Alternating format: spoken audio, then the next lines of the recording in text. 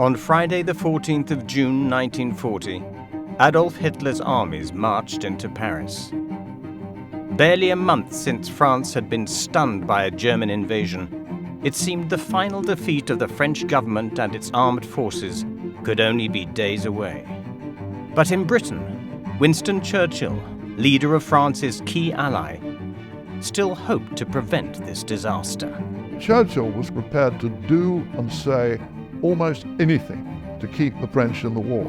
In the next 48 hours, Churchill proved that was the case by backing an extraordinary plan to keep France in the fight against Hitler.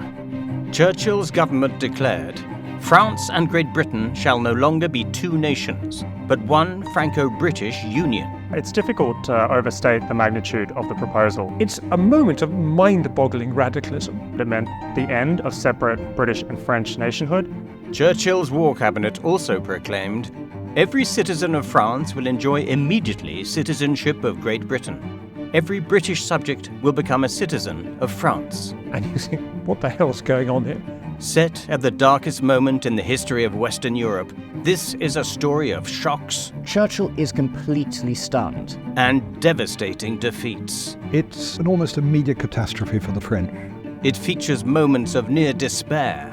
Churchill looked at him and he said, "In 3 months, you and I will be dead." And it highlights bitter recrimination. And there was absolutely that feeling that the British had led France and the French army down.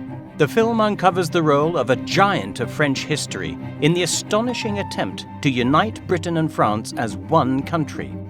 And it explains why leading French ministers preferred peace terms dictated by Hitler to a bond with Britain. Marshal Petain described the Franco-British Union as marriage to a corpse. It shows how the failure of the Union plan finally triggered the fall of France, a defeat which had consequences across the globe. It is undoubtedly a world historical event. You can draw a line between this story and the attack on Pearl Harbor.